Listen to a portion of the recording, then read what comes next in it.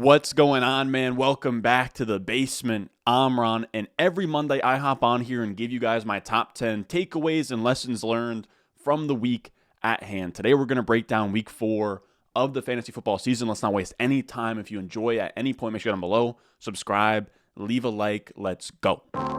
Thirsty, trying to choose. I know I'm pretty cool. My nitty bag. All right, so at the top here, I wanted to address this because it's a Sunday night game, so it's at the top of all of our heads, or the top of our mind, however you want to say that saying. And it was a takeaway I had last week. And I had thought that the Buccaneers being out to the top 20 in neutral pace and in pass rate over expectation was due to Todd Bowles. I thought Todd Bowles wanted to be more conservative, establish the run, try and rely on the defense a little bit more. Bad call by me. They come out there last night, they look good, and what ended up happening was the reason why they didn't pass the ball a ton is because the personnel was different. So, of course, if the personnel is different, they're not going to run as many plays. They're not going to pass the ball as much as we thought they would, like they had with Brady the last 2 years. So we get Godwin back, we get Evans back, we get Julio back, Gage is out there. I mean, he's already been out there. And they go out there with a 90% pass rate and a plus 17% pass rate over expectation. They jumped all the way from 22nd to 7th in pass rate over expectation on the season in one night. They lost versus the Chiefs, but this game is super encouraging. They ended up with 53 pass plays or 53 dropbacks. Godwin ran 80% plus of the routes. He had 9 targets. Evans had 10 targets. All is right in the world with this offense. Also, something to note is Rachaad White had 37% of the snaps, so almost a 60-40 split with him and Fournette. He had 5 targets, 3 carries, and a touchdown. I want to say they were using him for like full drives. So I don't think that he's someone that you can start, obviously, but he's someone that needs to be rostered everywhere. I already have him in a bunch of places. Really positive sign for Rachaad White. Now, our second takeaway is going to be the rookie wide receiver report, where I give you guys like 14 for the price of 1. I have a bunch of takeaways here from the rookie wide receiver report. And this is every week I put this chart together. And this is every wide receiver that's a rookie that has 5 or more targets on the year sorted by targets. And I have their route participation, so their route divided by dropbacks from weeks 2, 3, 4, target per out run, yards per out run, PFF grade. And Olave continues to shoot up. He goes from a low 70s PFF grade. I want to say he was at like 71, 72 last week. Now he's at 78.1. He's very much in the conversation for an 80+, and why we care so much about that is because that's what Amon-Ra St. Brown had as a rookie. That's what Antonio Brown had as a rookie. I think Godwin too, Michael Thomas, not all of them, but if you had an 80 or better PFF grade in your rookie year, it's a really, really strong sign.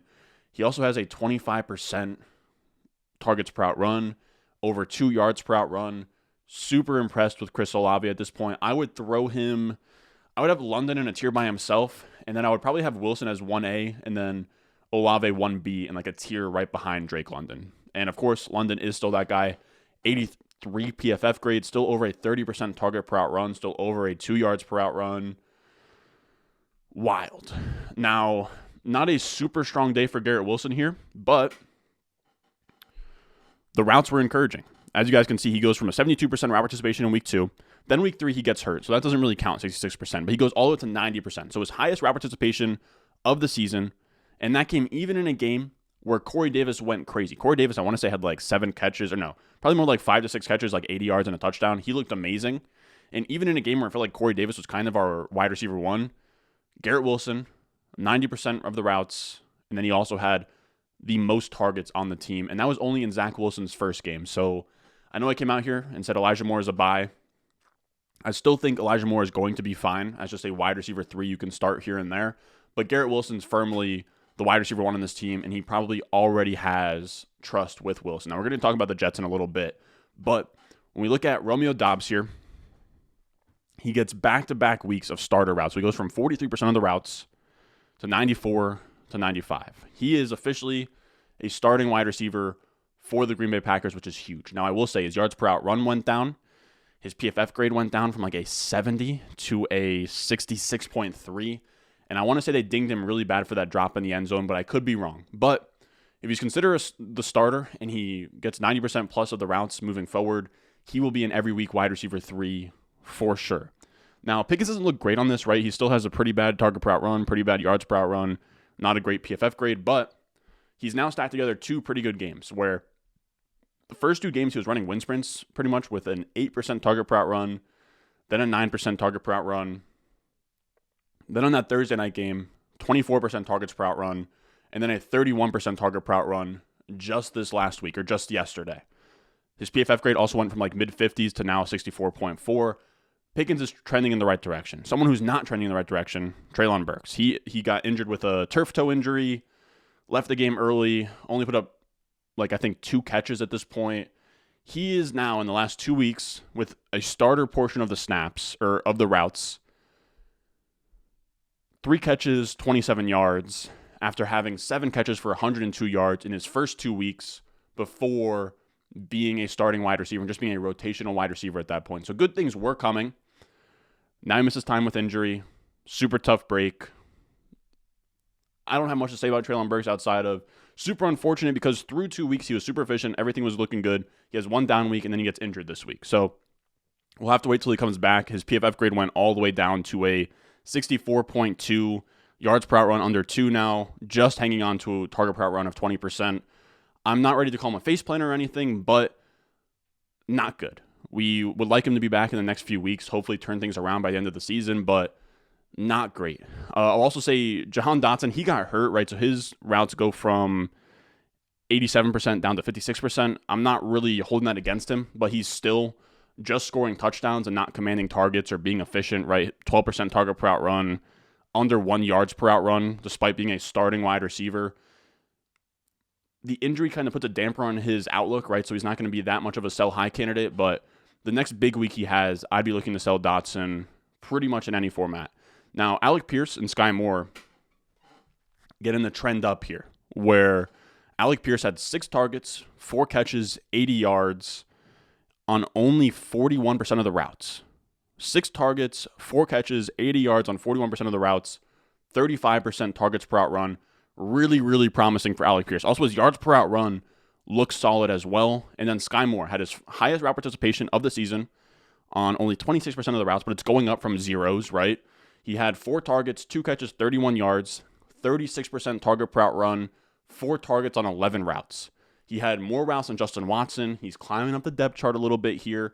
He's looking good on his routes. He's commanding targets, and he still has a 75 plus PFF grade where he had the spiked PFF grade in week 1 where it was just like 1 catch he had for a long gain. I'm not going to say touchdown. It was a long gain. And then this past week, he had like a 74, 75 PFF grade last night in that game. So he looked good. Now, I'll also say Christian Watson, nothing really pops, right? His route participation went from 0% to 19%. So he's working back from his injury, but his targets per route run is good on the season, 23%. He had a 3 target, 7 route game. So that's 3 divided by 7. It's like 35% target per route run or yesterday afternoon. It was definitely a small sample, but it's interesting. He also had a 15-yard rushing touchdown. I wouldn't count him out, and that he does give me a little bit of pause that if they get Watson back up to like 65% of the routes or 60% like it was in week 1, Dobbs might come down, but that could also be Watkins coming down. It could be Randall Cobb coming down. So it's still not a done deal if Watson sort of affects Dobbs' route participation. David Bell trending towards face planter at this point. His route participation went down from a season high in week 3. Only at 5 targets, 10% target per route run, under 1 yards per route run. Looking pretty ugly for David Bell at this point. And then Kyle Phillips is pretty much dead, where he came out with a really strong start, and his targets per route run and yards per route run are still really strong, but 0% of the routes, 7% of the routes is not good. Potentially with Treylon Burks leaving, or not leaving, but getting hurt. Maybe he comes in there, does his thing, but all of the hype that came this preseason with Kyle Phillips is looking not so great at this point. And then we have our third takeaway.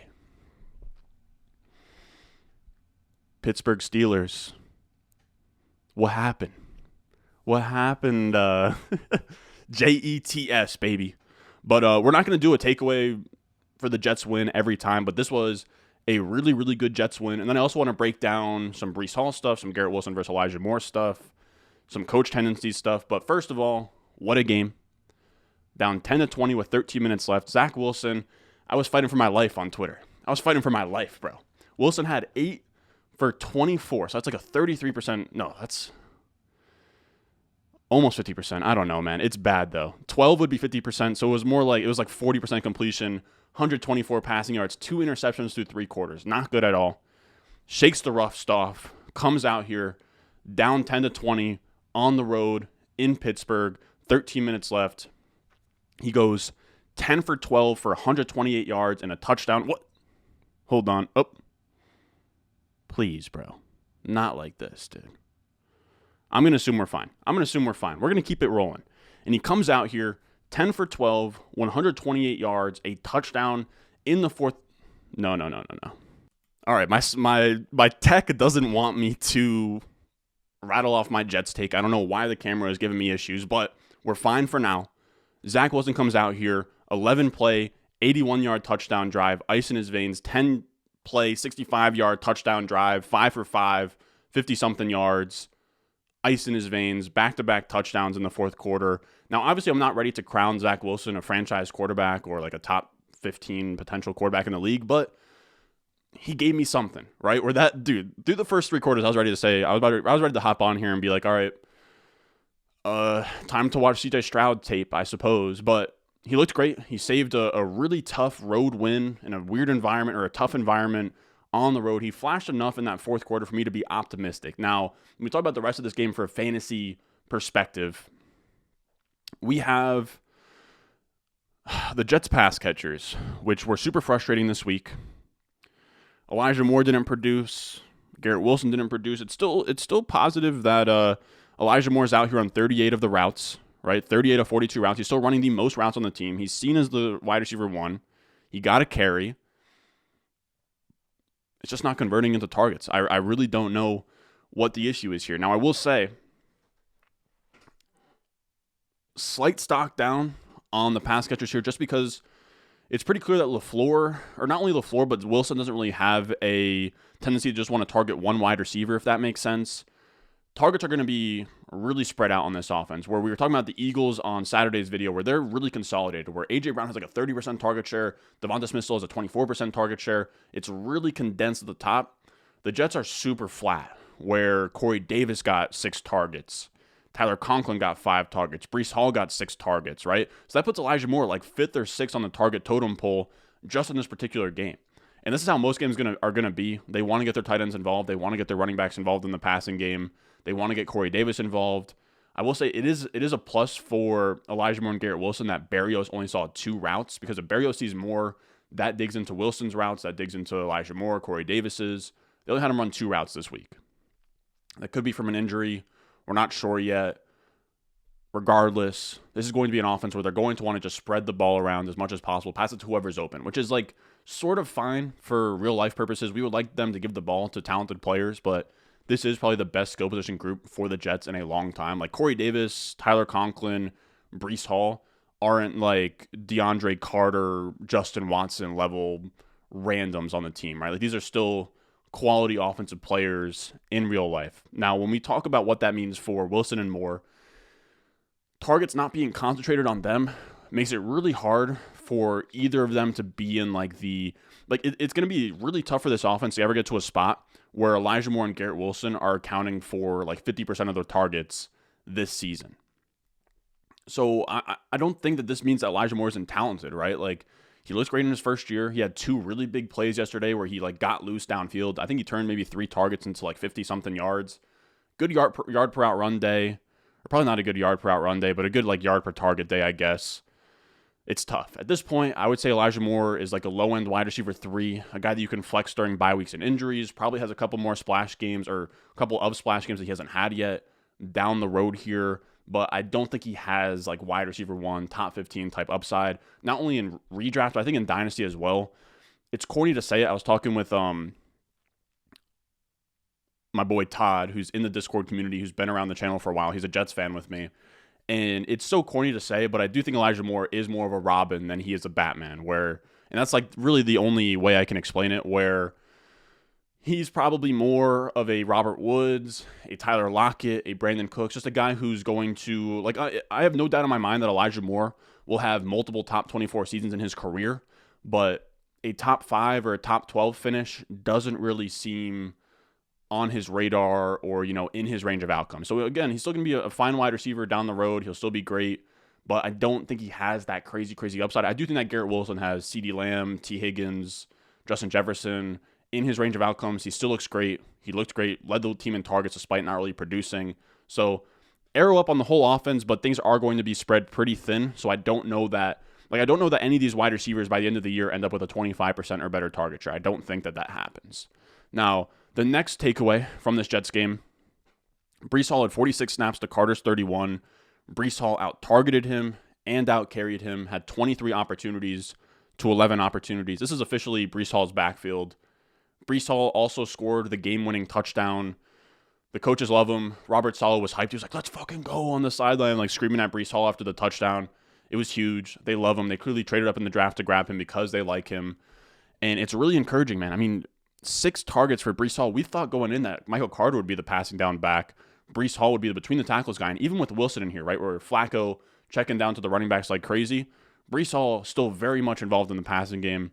Breece Hall is making the case to be like a top 15 running back rest of season after this game.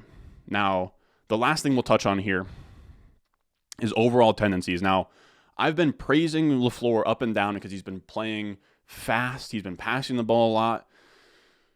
And he dialed that back this week. He dialed it back. He had a 47% pass rate in neutral situations today. League average is like 51%. He's under expectation. We don't have the stats when I make these videos, but I know for a fact, man, I was watching this game. It felt like 85% of the first downs were run plays. And if you guys don't know, like one of the best ways to just make an offense more efficient or better, run more smooth, is to go out there, pass the ball on first down. Because you pass the ball and you don't get it, okay. Second and long, you can just keep passing the ball. And if you do, you can get like a second and short where you can either run the ball and get an easy first down, or you can sort of fake play action, opens up stuff deep on a second and short. There's a lot that comes out of that. Now, obviously, you shouldn't have a 100% first down pass rate, but it should be more passes than runs on first down is a general good rule of thumb. It felt like it was 80-20 with 80% being run plays yesterday. I still have to dig into that data, but it did feel like they were being conservative with Wilson here. It's a trend we saw last year where with Flacco and Mike White, it's like he opens up the offensive playbook and then Wilson comes in and he wants to be conservative. He wants to save his young quarterback. I'm hoping, they let him win the game in the fourth quarter. He's earning some trust there. He probably had some rust, right, coming off an injury 4 weeks into the season. Didn't really have a preseason to prepare. Maybe we see him sort of take the reins of this offense, be a little bit more modern. We'll see. We don't really have enough data to really know moving forward. I wrote in this tweet here that if you look at the neutral pass rate by week of all of Zach Wilson's all of his starts, 47% was the 5th highest neutral pass rate among 13 starts for him. The issue is that 47% is still well below league average. So we're hoping that gets up to like 50-51% and that they play with a little more pace.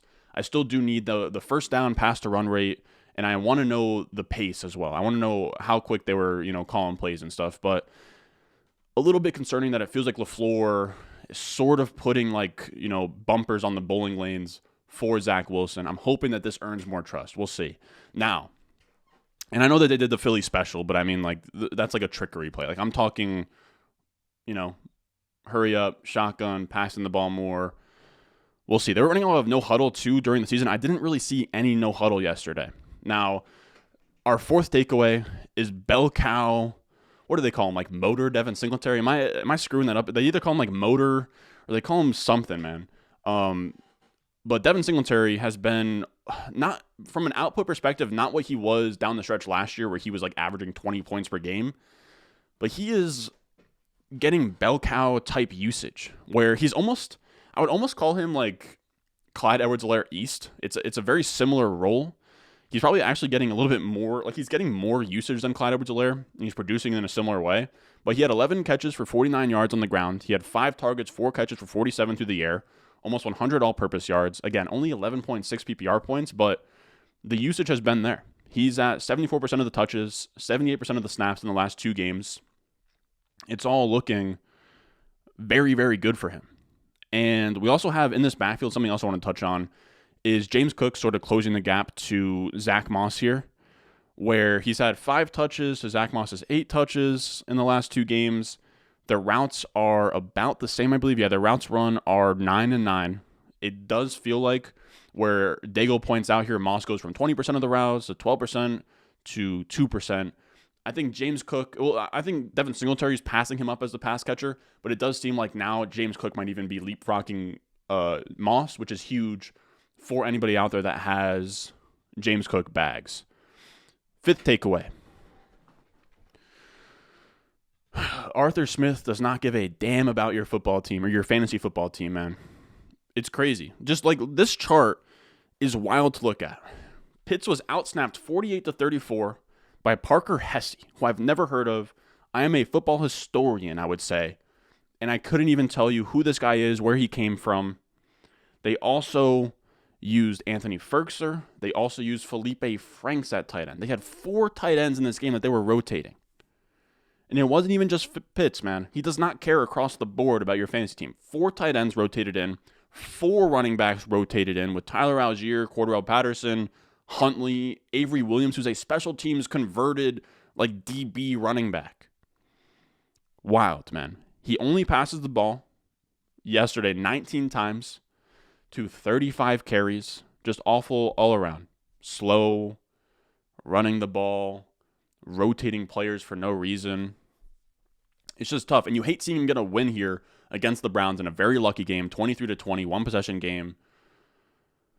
So that just affirms, what we just did here, this is a winning formula. And it isn't. I know that there's going to be people in the comments that are going to argue, well, they won the game and Arthur Smith is doing his thing. Not giving your best players the ball, right? Kyle Pitts and Drake London combining for under 50 receiving yards isn't a sustainable way to win games in the NFL.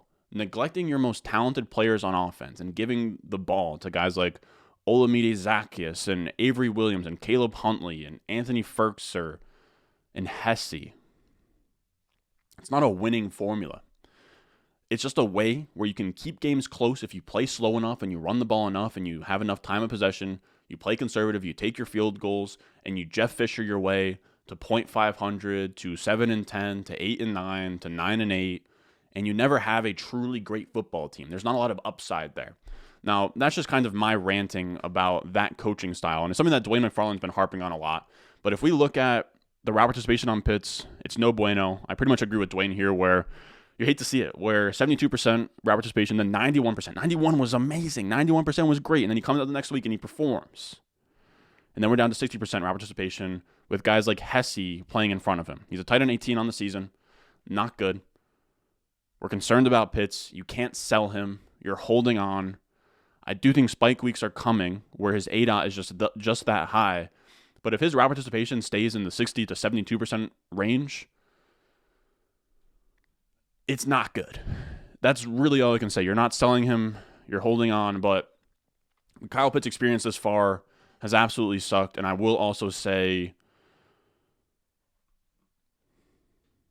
why spend a 4th overall pick on a tight end to use this guy Hesse? Just let somebody else draft Kyle Pitts, Arthur Smith.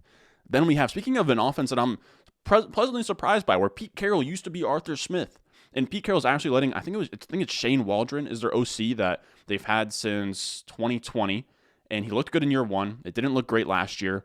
And I mean, man, he's really, Carroll is really just letting this guy run a modern offense. And it looks really good, man. I'm pleasantly surprised with everything that the Seahawks offense is doing, where they're running a more modern offense. It's pretty funny that they're running the most modern offense that they've ran I can remember in their first season after moving on from Russell Wilson, when you would expect them to run slow and run the ball. And I kind of love it. I'm a Jets fan, so I love seeing Geno Smith play well. He won a 48-45 Big 12 shootout type game. You honestly love to see it. Now, this is a team that was dead last in offensive plays ran last year with 56.1 on average. They came out here, ran 49 in week 1, 47 in week 2. It looked like they were on pace to outdo what they did last year, just making the worst fantasy football environment of all time. And then Pete Carroll says something after week 2. He's like, we're going to come out here, play fast or whatever. 69 plays, 63 plays. They're running more plays. They're keeping up tempo. They're 12th in pass rate over expected. They're passing the ball. Geno Smith is being super efficient, where he's the only quarterback not named Jalen Hurts to have over an 80 pass grade for the year. The weapons are good. Metcalf, wide receiver 20. Lockett, wide receiver 21. Rashad Penny, running back 24. I mean, this is an offense that nobody expected to do anything this year, and they've been great. I do think, side note, it is just a little bit of proof that, like, we don't know as much as we think we do. We come to the season, we're like, okay, these are going to be the garbage, dumpster fire offenses, and a lot of the time we're sort of wrong about it. I will say, I don't expect Geno Smith to be playing like this the entire year. I have to imagine the rug gets pulled on him at some point. I don't know how he could keep this up, but as long as the offense is calling 60-plus plays per game and they're passing the ball over expectation, like in the top 15, their offensive players are going to be startable for fantasy. Then we have Derrick Henry usage change. And we had last year, Derrick Henry comes out the gate super hot, and he's getting targets in the passing game. He comes out here this year, and through the first 2 weeks, he wasn't getting any passing game work. I want to say he had like maybe 1 or 2 targets through 2 weeks. The last 2 weeks, he has now been a full-on all-purpose bell cow, which is crazy. He gets 42 of 44 carries the last 2 weeks, 50 of 57.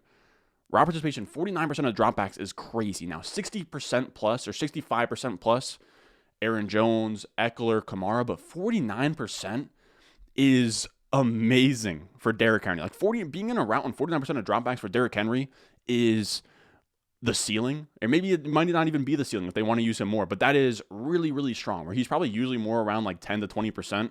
That's really strong. 5.5 targets per game. Another crazy number to read. A 23% target share. Another crazy number to read for Derrick Henry. And with Treylon Burks getting hurt, I think that only opens up things more for Derrick Henry. So this is a guy that is RB8 on the year. He's now banked 2 straight 5 or more target games and 2 straight 20 or more point games. For me, he's a top like 4 to 5 running back rest of season. There's a good chance that Derrick Henry makes me eat my words from this offseason. Then we have our 8th lesson learned, and that this is a scary, scary scene for Najee right now. Scary, scary, scary scene where he sucked for fantasy. He had no targets this week. He was in a 73-27 split with Jaylen Warren, and Jaylen Warren took 9 of 13 third down and fourth down snaps, which means the whole point of Najee Harris over, guys like David Montgomery or guys like Josh Jacobs is that he would get that guaranteed like 18 plus carries per game, but then he would also give you that target ceiling where he had, I want to say, the most targets among all running backs last year. And if it wasn't him, it was Fournette, and Najee was like 2 or 3. 0 targets in a game, seeding passing down downs to Jaylen Warren is no bueno. He's RB26 on the season. It's bad. He's looking like a dead zone running back at this point that is just going to give you replaceable running back 2 production. We'll see if things change, but really, really tough scenes for Najee. Then we have our first time seeing James Robinson versus ETN in a trailing game script. They end up losing to the Eagles here. They were up early by a lot, but then a bunch of fumbles happened from Trevor Lawrence. They end up losing this game, and we finally get an environment where we see what it looks like when they're not just like steamrolling teams for no reason. And we see ETN outsnap James Robinson 24-22.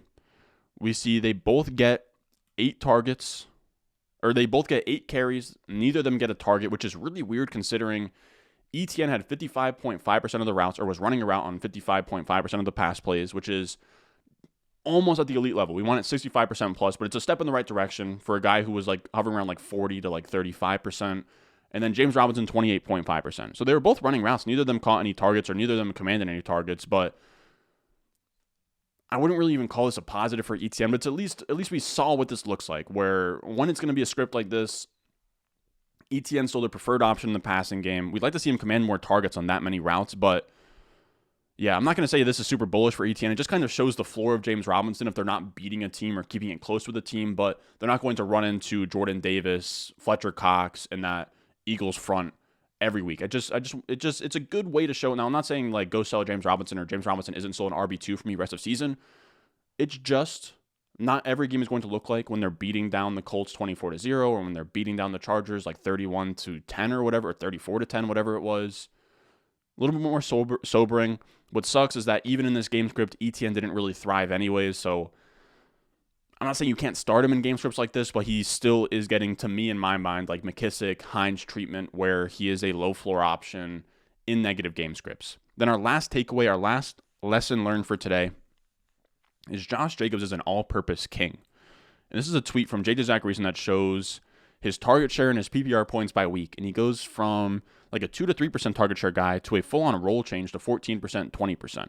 That's going to be something you want to monitor when Dwayne McFarland's utilization report comes out. I think it comes out on My Fantasy Life. I think it comes out on PFF. It's going to be very interesting to see the 2-minute drill and to see the third down participation for Jacobs. He comes out here at a 71% route participation, which again, 65% plus is like Eckler, Kamara, those guys. Jacobs was used like that this week. He had 28 carries. He had a 20% target share. If any of this sticks after a 28 carry, 144 yard, 2 touchdown on the ground game to go with 6 targets for 5 catches and 31 yards, if any of it sticks, if he can see a 65% or better route participation, and if he can see like a 12% or better target share, he's probably like a top 10 running back rest of season. Now, that is going to do it for us today. We already ran a little bit long here. We're at like 30 minutes here. If you enjoyed the takeaways, you enjoyed the breakdowns, make sure you go down below, subscribe, leave a like. And as always, I will see you guys in the next one. I got the juice, I got the juice. Channel, Chatham's on. Foolies glad I'm home. Even my haters kinda glad I'm on. Rest in peace to my vagabond. Rapper, song, singer, suspended, subpoena from Mr. Me.